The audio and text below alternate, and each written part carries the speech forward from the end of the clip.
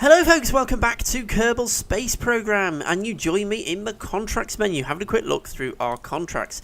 A couple of nice little simple ones we're just going to take on board just to gain some easy credits. Not a great deal of science, but some easy credits. But we do have a much bigger one which is going to give us lots of science, and that is to explore the Mun. This one's telling us to do a Mun flyby, and we're going to get a fair few credits from this. But of course we can also collect science whilst we're there, so we're going to take this one on board, which will give us the science to unlock more advanced parts on the tech tree. That said though, speaking of the tech tree, we have got a little bit of science already stacked up from our previous little flights. We're going to need to do that, particularly if we want to get to the Mun. We need to start unlocking bits on tier number 3. Tier number 4 we can't do anything with at the moment, as you can see, but tier number 3 we've got general construction. We also have some aviation parts, which I'm not really going to use, but flight control I can definitely use. And I think flight control I'm going to take over general construction. That's going to give me a better chance to steer my rockets, which is quite important. And something else that I've done, I've upgraded the astronaut complex. I can now send my Kerbals on EVA, which is really important because it's going to mean that I can collect science and bring it back to the command module. So I only need to bring the command module back. I don't need to bring the experiments back. So that's quite important. And also, Jebediah and Valentina have respawned. I knew they were going to at some stage, but they finally have. They've got better from crashing into the ground at 300 meters per second, and they're now back available for us. So it's about time, I think, to start doing some of these little bits of science and these contracts. We're going to start with a very simple little rocket to test the solid rocket booster and the liquid thrusters. It's asking us to do them both on the launch pad, so I activated the thrusters on the ground, or those little engines, with the throttle down so we didn't actually move, and then activate solid rocket booster, and that's given us both of these two contracts. It doesn't matter that the rocket's tumbling out of control, and it doesn't matter if we don't get it back, but we're going to give it a try because, you know, we get a few credits for recovered parts. So yeah, we'll let that burn out and bring it back down on some parachutes and see if we can make a successful splash landing as we come down fairly slowly, so we should be alright. Splash down. Kind of, yeah, it all came apart, but never mind. We still got the science. Well, we didn't get any science, but we completed contracts and we can recover the parts. And something else we're doing, whilst now that we can go on EVA, we can of course redo those science experiments that exploded the last time we did an orbital flight. So we're sending Jebediah back into orbit, and this time the science experiments and everything are all below the heat shield. We're going to jettison them before we come back down. So we're going to head into orbit, exactly the same as we did before. We're just going to get ourselves into a standard Kerbin orbit, very low orbit to be fair. We're not going to go up very high. So yeah, we're just about getting into orbit. And now that we're in orbit, we can start doing some science. So we can rerun all these science experiments. These all burnt up and exploded when we re-entered it the last time, if you remember. So we lost all of the science. So if we do them again, we can reclaim the science. And some pretty good science of that, actually. And we can do crew reports. Well, crew reports don't bring us anything because that did get transmitted back down. But we've managed to gain some bits of science from all these experiments. But this time, we can send Jebediah outside. We can go and we can recover this science. And by doing this, we bring the science back into the command module. So if we go on EVA with Jebediah, now we're outside the spacecraft. Now, unfortunately, this is happening on the dark side of the planet, which is not helpful because it's not going to make it very easy for you to see. But if we kind of move Jebediah around and we get fairly close to the experiments, you'll see that we can collect the data from them. There we go. And that means that we can remove that data from the science experiment and Jebediah will collect it. When Jebediah gets back on board, all that data gets transferred into the command module so that we can jettison all of the science experiments and we'll bring the data back in the command module. So we'll get all the science without having to bring the experiments back. That's going to be a big help because that's what was causing us problems when we were coming back through the atmosphere. The extra weight of having all these science experiments on board, and also they were overheating and exploding. So bringing it all into the command module does make life a little bit easier. The only slight downside is that we need to get ourselves pretty close to each of the experiments, and because this particular spacecraft doesn't have a separate SAS module on board, it is tumbling now that Jebediah's got outside it, so we've got to be a bit careful. but we've managed to get close enough to collect the data from all of the science experiments. So it's time for Jebediah to get back on board, and it's time for us to come back down. And we're going to do the deorbit. Well, we've done the deorbit, and we're just getting rid, there we go, getting rid of all of the engines, all of the science experiments. We're just in capsule free flying now, and we're turning around ready for re-entry. And look at that sunrise. That is pretty awesome, isn't it? That is one heck of a view as we start to hit the re-entry heating and coming back down. And this time, all that science is safely stored inside the space capsule. So it's not, we don't have to worry about the experiments exploding as we come in. We've got the heat shield there, it's protecting the capsule, and we managed to get everything back safe and sound, which of course gives us some credits for completing some contracts, so we can do a bit more upgrading. Upgrading the launch pad and the vehicle assembly ability so we can build bigger rockets, which we're going to need to do in order to get to the Mun. However, we still need more credits, and we still need to complete some more contracts, so we can upgrade the tracking station so we can get to the Mun, and I'll explain why in a bit. But this is my solution to do my next contract. Yes, this is the tourist bus. I've got a couple of contracts to get some space tourists suborbital, and this is what I've come up with to do it. 4 capsules, one of which is Jebediah, so we have a pilot on board, 3 space tourists, 4 Roman candles, and a liquid upper stage. So we're basically going to head on a suborbital flight path. So let's join this launch live as I talk you through this particular mission to get our space tourists there and back safely. Okay, here we go then. So we're heading up towards space with our tourist trio and Jeb. Okay, now we're trying to put this on an arc because as we learned from some of our other flights, if we go straight up,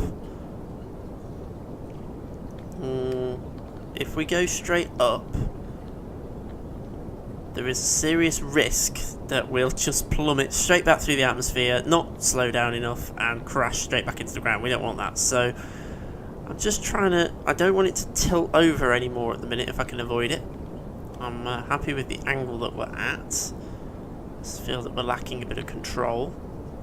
Boosters are about to burn out. Throttle to maximum on the engines. Get those burning. There we go. Got a bit more control over things now. A bit less cumbersome. So we're going to keep burning up at... Probably hold it at 90-degree angle. I'm happy with that. And all we've got to do is hit an apoapsis of just over 70,000 meters, which I'm hoping we can fairly comfortably do.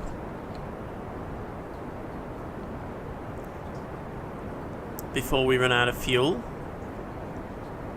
Just kind of hit the halfway point. I can probably throttle this back slightly. I'm just going to throttle it back a little bit. We don't need to be going quite so fast. As you see, I've got Kerbal Engineer installed, so we've got extra information up at the top of the screen. That's Kerbal Engineer. For anybody who's wondering, that's Kerbal Engineer in Redo. That's not something you get in the stock game, that is a mod. So, apoapsis height, as you can see, we're just about to hit 60,000 meters, so we need to go a little bit further. I think this could possibly be able to get into orbit, you know, I am thinking that. So after we've done this flight, I am seriously tempted to try and do an orbital flight. There we go, cut the engines. 75,000 meters, that's more than enough. So let's time accelerate, just to get us to that point. Now, obviously this does mean we're going to do a re-entry. I've got all my engines and everything installed, so hopefully that will be enough. And we're in space. We're in space, so we've completed these contracts for these Kerbals. Well, we've completed one contract, we've half completed another. Because there's the other contract, the contract for one of my Kerbals actually has another Kerbal attached to it who wants to go into orbit. So, at the moment, I can't do much about that. Okay, so we're now falling back, so I need to spin around. So we're facing that way. Keep ourselves nice and trim. I'm actually going to put myself into retrograde hold mode so that we hold it nice and steady as we come down.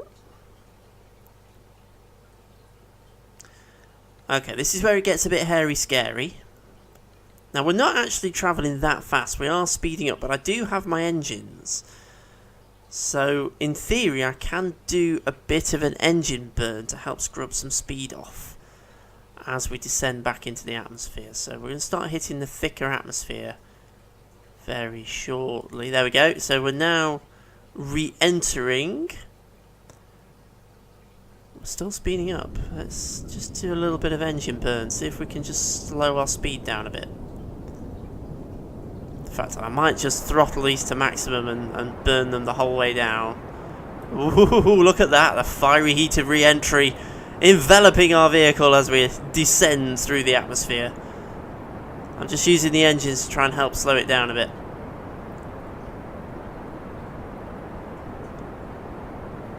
Seems to be doing the job. We've come through re-entry. We're still fairly fast and fairly low. I'm just going to keep burning these engines.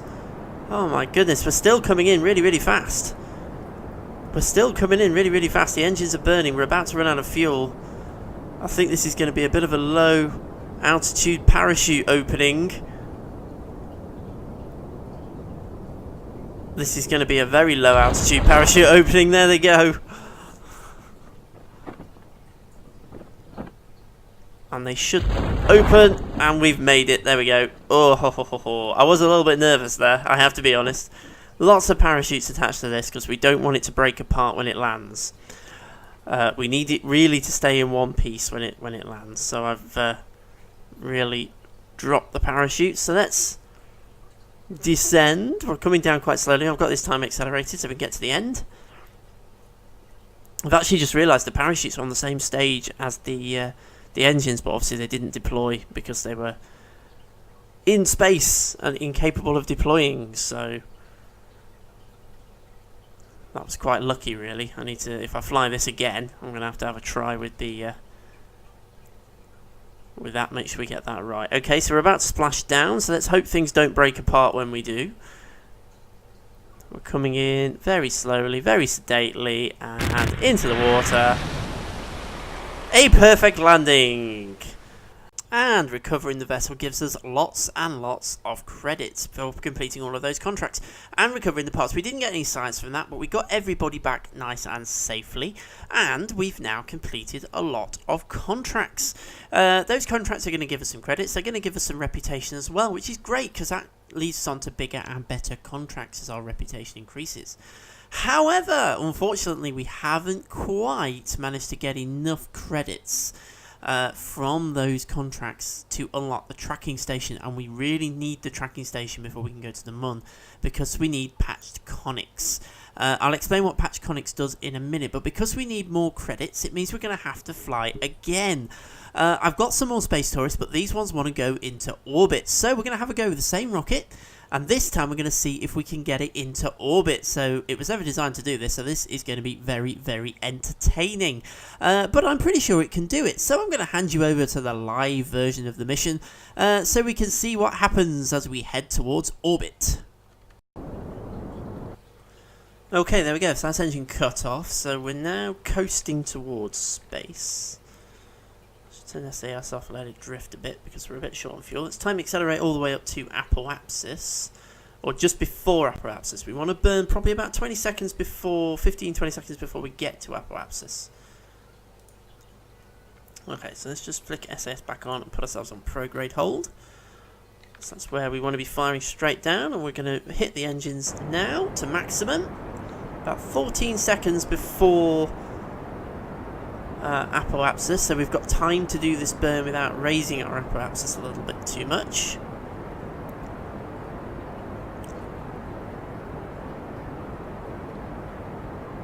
There we go, we've got to keep our eye on our fuel, we don't want to run out of fuel, we need to be able to deorbit. It's quite important, that bit. Don't really want to have to send up a rescue mission. Okay, there we go, there we go, there we go, there we go, there we go, there we go! We're in orbit, excellent, and we've got a little bit of fuel left for deorbiting. So this little vehicle has made it to orbit. It was never intended to. It's taken 4 of our finest Kerbals, one of whom is of course Jebediah, and the others are our tourists, and it means that we've completed more contracts. We've reached orbit. For those those Kerbals. However, of course, we won't succeed completely until we get them back. So that's, of course, the next challenge. So let's just have a quick look. We want to try and land on the daylight side if we can.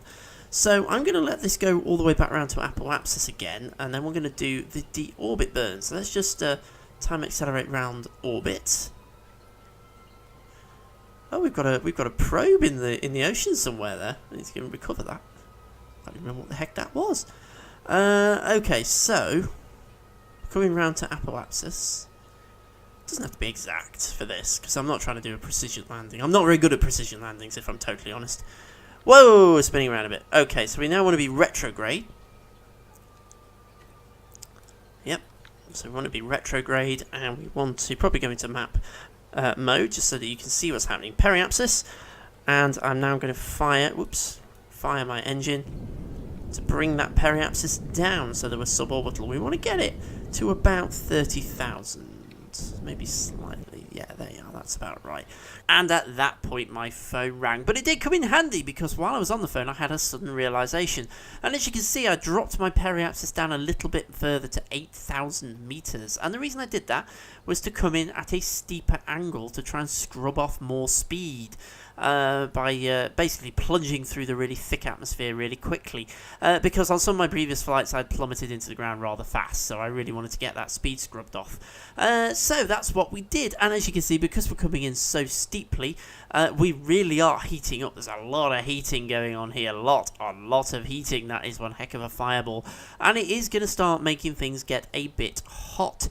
This was never designed to re-enter like this, so what I decided to do was just put a little bit of a rotate on it, just slowly rotate the spacecraft round, just to try and even out some of that heating, just so that things would survive through the atmosphere and the whole thing would come in one piece. And also, I just fired the engines just a little bit, just to generate a bit of electricity, and also to slow us down a bit. So, let's rejoin the live version for that final plunge through the atmosphere. Keep doing this little rotate, this little roll,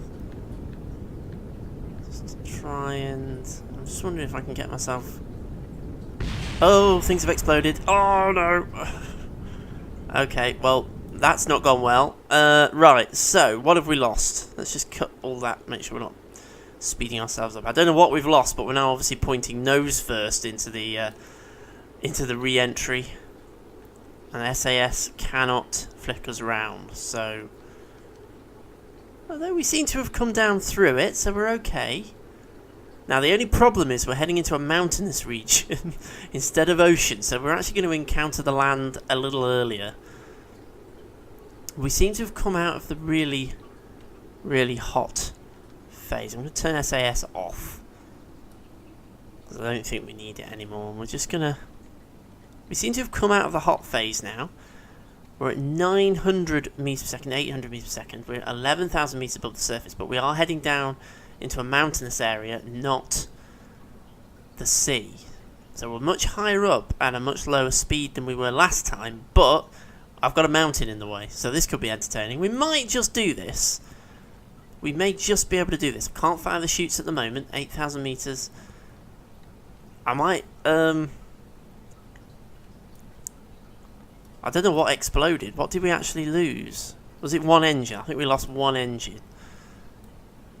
The others are all still okay. Okay, well I've hit the chute button, so the chutes will come out as soon as they're able to. I'm really hoping we get some chutes before we hit the ground. It's going to be a bit hit and miss. Blimey, this is going to be very close, but if we get some chutes very, very shortly, we could do with some chutes. Give me some chutes. Chutes, please. I need chutes. I need them to deploy. Deploy, deploy, deploy, deploy. Oh, ho, ho, ho, ho, ho. Well, that was seat of the pants stuff, wasn't it? Yowzers. Oh, my goodness me. That was hairy scary. Woo-wee. But we made it down. We made it down. Oh, my goodness me. That was hairy scary. Okay, so... let's recover the vessel. And again from this we have covered absolutely no science. However, we have recovered parts, recovered value, and completed a lot of contracts. Let's have a quick look through the contracts. We've gained a lot of reputation. We've got lots of credits, we've got more credits, and we now do have enough to unlock the tracking station. Now, what this is going to do is allow us to have patch conics, and patch conics are quite important when we're planning on doing interplanetary missions, including to the moon, which is, of course, our next target.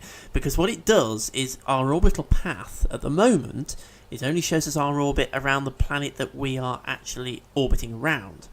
As soon as we try and do a transfer to another planetary body, like the Moon, for example, it won't show us how our orbital path is going to be affected in the future, further down the line, where we're intercepting the sphere of influences of various other planets. Patch Conics does that. It patches together our flight path and the different spheres of influences so we can actually see what's going to happen for our entire flight. So that's what we want to see. So I'm going to upgrade. So that's upgraded the tracking station. So that's now going to allow us to easily do interplanetary missions. And that is the next plan. I think we are ready to go to the Moon with a probably a non-landing mission. We're probably just going to do an orbital mission. But even so, that will get us loads of science. And it'll also complete our Explore the Moon contract. So that is what we're going to be doing next. But for now, thank you very much for watching Kerbal Space Program, career number 3. And I shall see you again very, very soon.